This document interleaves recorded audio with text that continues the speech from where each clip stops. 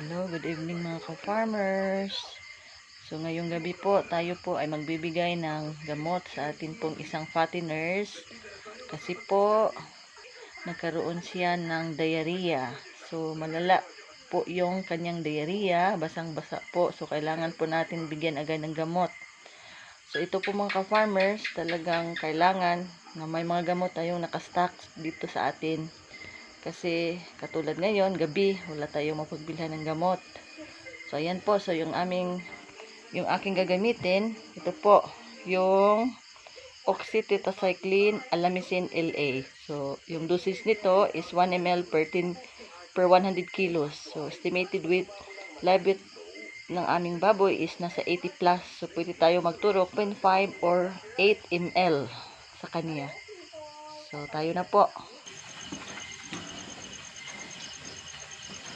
So, nandito na po tayo sa aming babuyan. So, sa pagturok po ng gamot, intramuscular po, dito po sa tainga banda.